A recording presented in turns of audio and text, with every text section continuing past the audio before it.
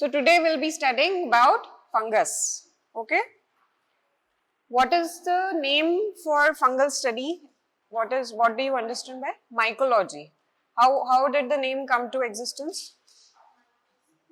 Myx. Myx means it's a type of mushroom which is also a fungus. So the name was derived as mycology, study of fungus. Today we are studying systemic candidiasis. What do you mean by systemic?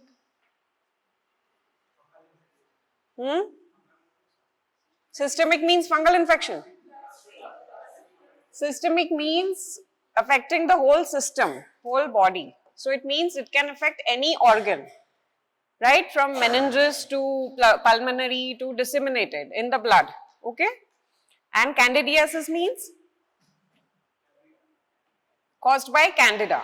Candida is what? It's a yeast-like fungus. Okay? Anybody knows the classification for fungus? What is fungus basically? Is it a prokaryote or eukaryote? Eukaryote, because it has all the eukaryotic cellular organelles. It could be unicellular or multicellular. What do you mean by this? It could be a single cell or an organism having multi-cells. Okay. It possesses what? Rigid cell wall, chitin, beta-glucans and polysaccharides. Instead of cholesterol, it has ergosterol. Okay. Ergosterol is also used to target through drugs which kills the fungus. That we'll see later. It lacks chlorophyll and can divide by asexual or sexual means by producing spores. When it's sexual, it will produce spores. But asexual means there's something called as blastospores. Okay, that will be used for budding. That means a cell is separated from its parent cell through budding. Okay, so these are the general characteristic of fungus. What is the morphological classification of fungus? Exist in 4 forms. You will see yeast, round to oval cells that reproduce by budding, in which the common examples are Cryptococcus neoformans and Saccharomyces cerevisiae. So Candida, can you see Candida here? No, because Candida is what? It is yeast-like. It does have round to oval cell, but it also has the capability to produce pseudohyphae. So it makes it yeast-like. Okay. What is it? Yeast-like. It is differentiated from true hyphae as they have constrictions at septa. That is called as pseudohyphae. We will see the difference. So Candida comes under what? Yeast-like. Then we have molds. Molds have long branching filaments that are known as hyphae. These hyphae could be septate or aseptate, but apart from this, there is one specific type that is known as dimorphic fungus. It exists in molds in the environment and as yeast in the human at body temperature.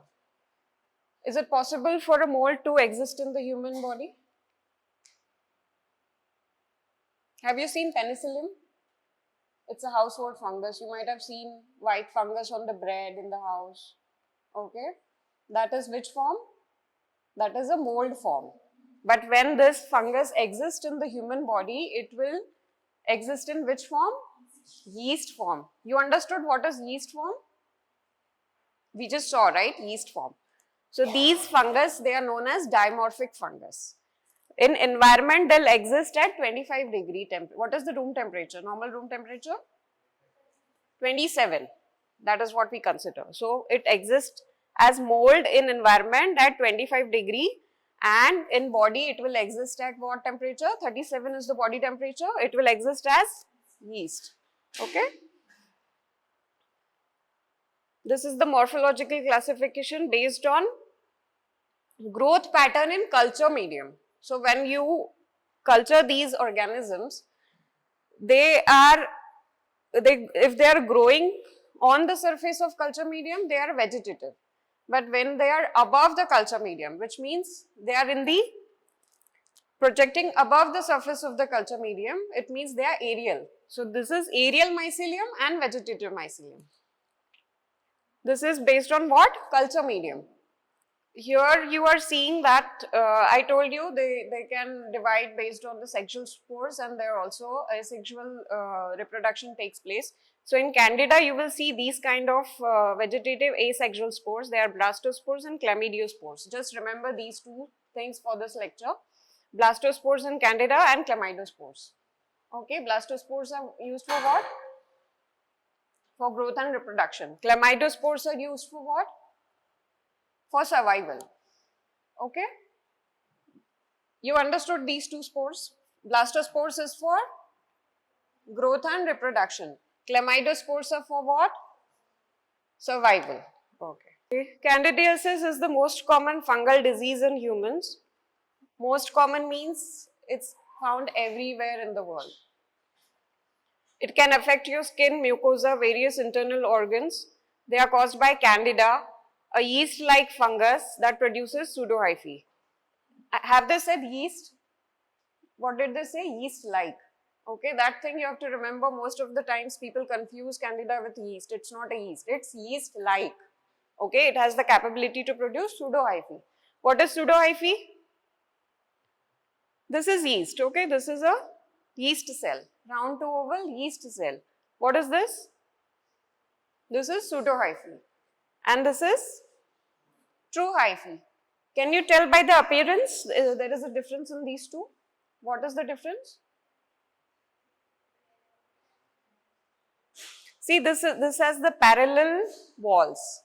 Okay, this has constrictions at the end. So when it is leaving the cell, it has constriction.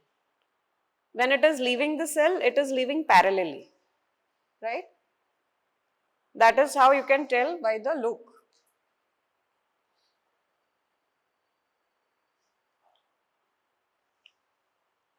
Most common species that is affecting to cause candidiasis is Candida albicans. Apart from this, there are certain non-Candida non-albicans species that are Candida tropicalis, Candida glabrata, Krusei, Paracellosis, Dubliensis, Kefir, Guillermindi, Vishwanathi and C. auris. Out of these, some have intrinsic resistance to the drugs, Krusei and glabrata, and C. auris is known to cause very harmful infections in the patient which are very difficult to treat. So it comes under the pathogenic organism of importance. Okay. I told you there is a worldwide distribution. They can affect HIV patients or non-HIV patients equally. Just that immunocompromised patients are more prone to Candida.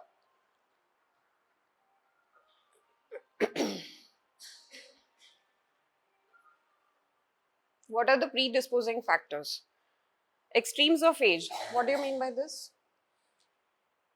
The immunity of infant is almost equal to the immunity of person more than 65 years of age. So they are prone to get infected very easily. Okay. Pregnancy, again immunocompromised state. If they have low immunity, if the person has undergone transplant, for transplantation we give immunosuppressive drugs. Malignancy, patient has cancer, HIV infected patient, no immunity, patient is on immunosuppressive drugs for other cause. Okay, these people are more prone to candidiasis. Patient on broad spectrum antibiotics. Why? You are giving antibiotics to kill the bacterial organisms, but this Candida is ubiquitous.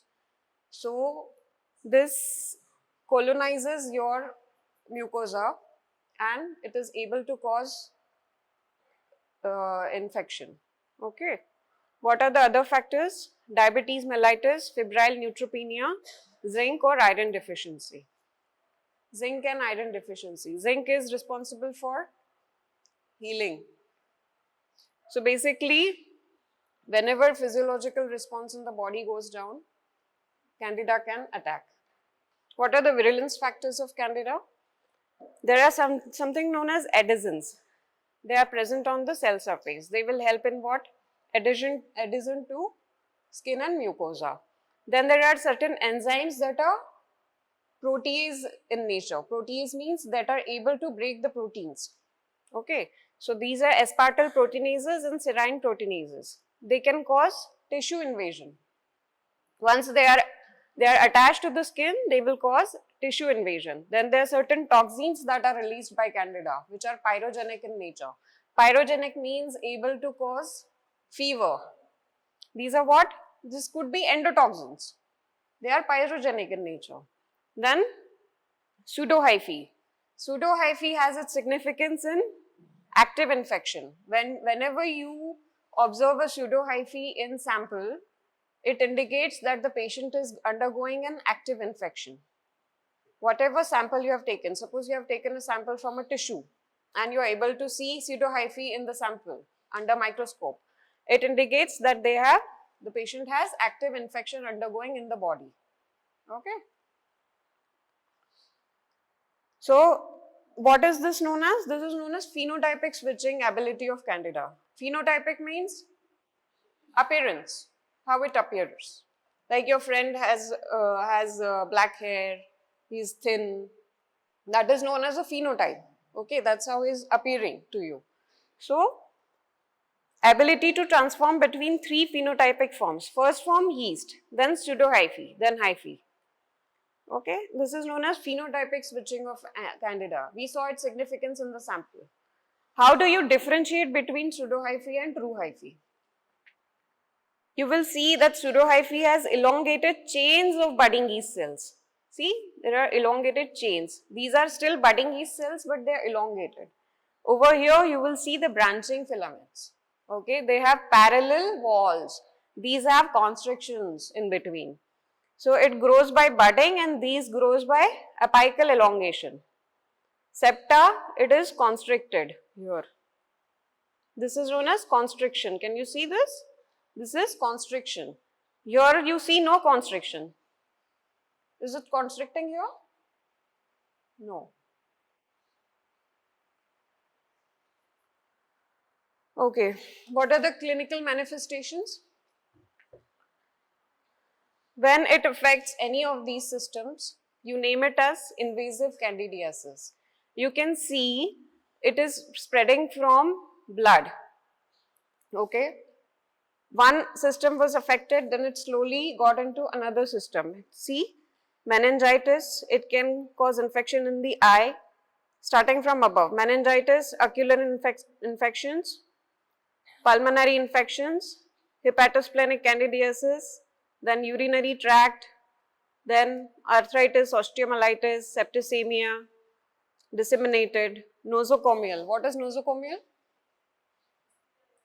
Hospital acquired. Patient was admitted in the hospital and later he developed this infection. That is nosocomial infection.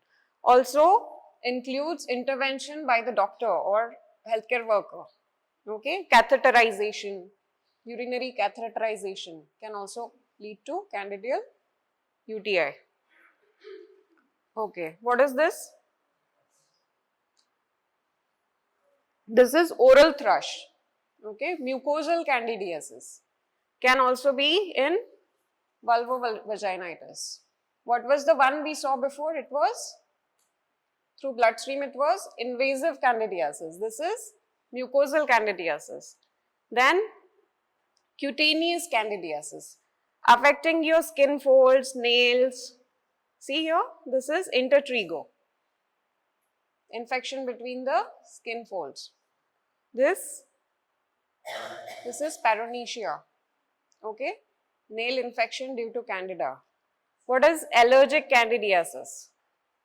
It is basically a sequel of previous candidial infection, high allergic response, which will cause what? Rash, itchiness, all these reactions. So there are 4 manifestations we saw: cutaneous, mucosal, invasive and allergic. For allergic, there is specific name known as candidid reaction. Okay, candidid reaction.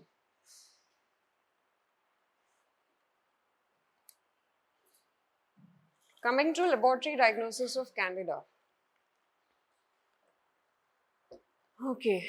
What are the samples that you will take? Suppose there is infection in the urinary tract. What is the sample you will take? Urine. So whatever samples you are taking, you will stain it with gram stain. And what will you see? You will see gram positive budding yeast cells. What are these? These are gram positive. It might look negative to you in this picture because of the color, but this is gram positive, okay? Always remember they appear violet in color, okay? They are gram positive. Why budding yeast cells? Because there is a cell and there is a bud coming out of this small cell, okay? They are budding yeast cells. What are these? Can you see there is a constriction here and elongated? What is this? This is a pseudohyphae, okay? To differentiate it from other species, Candida glabrata does not show pseudohyphae. It only exists in the budding form. Then you can do culture on the seborrhous dextrose agar. This is how you will see creamy white pasty colonies. It's a fast growing fungus. You can observe this in 1 to 2 days. Okay, what is the medium here? Seborrhous dextrose agar. It has glucose in the form of dextrose. It has antibiotics to inhibit the growth of bacteria also. Coming to other tests for species and identification. Out of these, there are some tests that I'll explain. First is germ tube test. It is also known as Raynaud's broad phenomena, in which you take a serum sample from human or sheep and incubate it for 2 hours with the Candida isolated on agar plate. Okay, then you observe this after 2 hours. After 2 hours, after you make the wet mount, you will be able to see these projections from the budding yeast cells. What are these projections?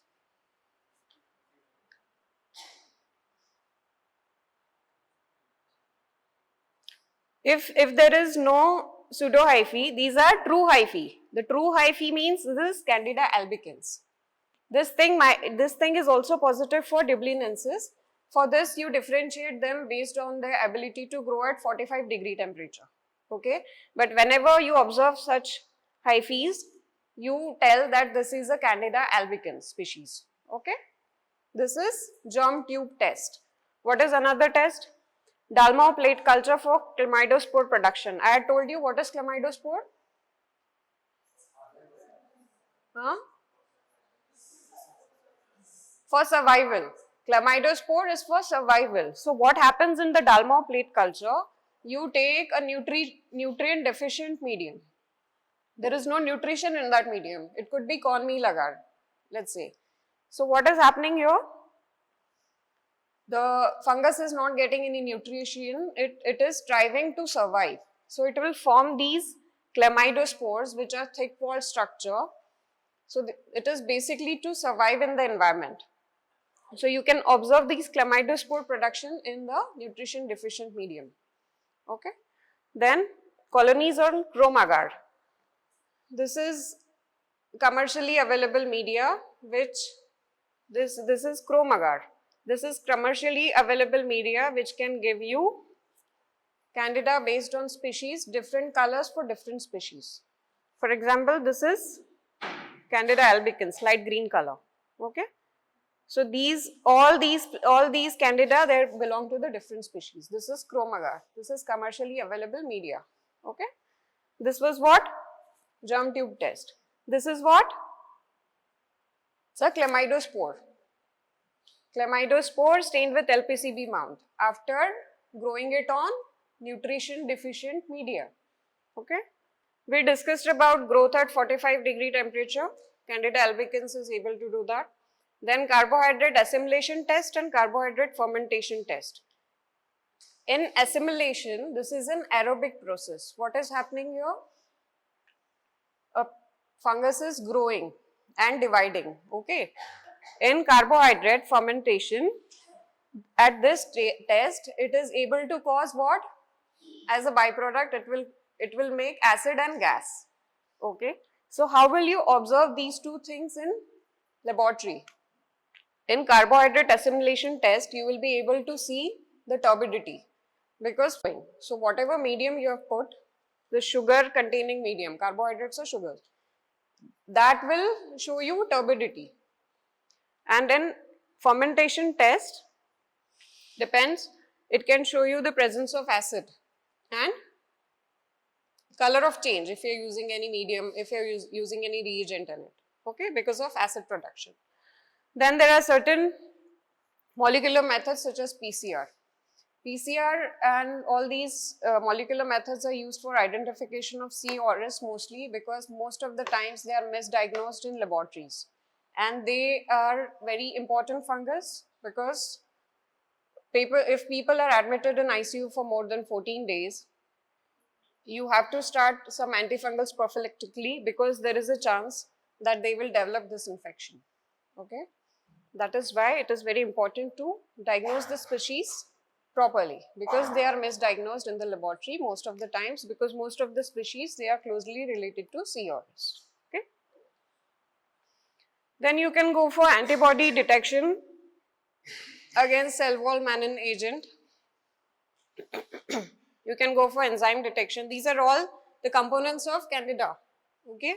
You can go for antibody detection against these antigens. These antigens are present in the cell wall, or you can go for detection of certain metabolites such as mannitol or erbinitol, and beta D glucan assay. It is also a component of cell wall. It is marker of invasive fungal infection, and it is also used in prognosis of the disease, okay. Some person is infected with Candida, you can go for this marker and see the prognosis of this candidiasis in the patient, okay. What is the treatment? You can treat Candida with azoles, you can treat Candida with caspofungin and amphotericin B. All of these drugs, they act on different sites. Out of these, caspofungin and amphotericin are fungicidal, they kill the fungus, but azole is static, okay. Caspofungin will act on the cell wall.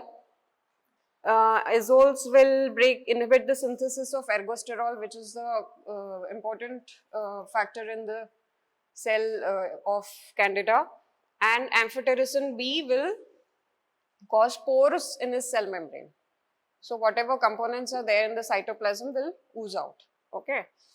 So in disseminated candidiasis, we are giving liposomal amphotericin B, caspofungin and or voriconazole. Amphotericin B was also used somewhere else. What was it? I told you Candida glabrata and cruzi are intrinsically resistant to azoles. So we will opt for different treatments in these species.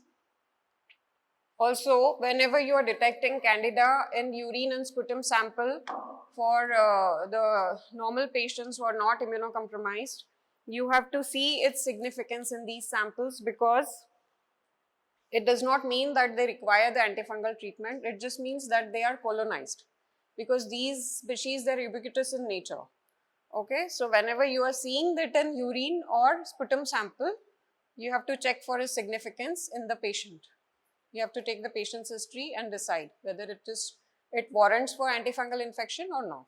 To Candida auris, I told you Candida auris is emerging species of Candida which is increasingly reported in the recent past. What is its manifestation? It is causing outbreaks in the healthcare settings. What do you mean by outbreak?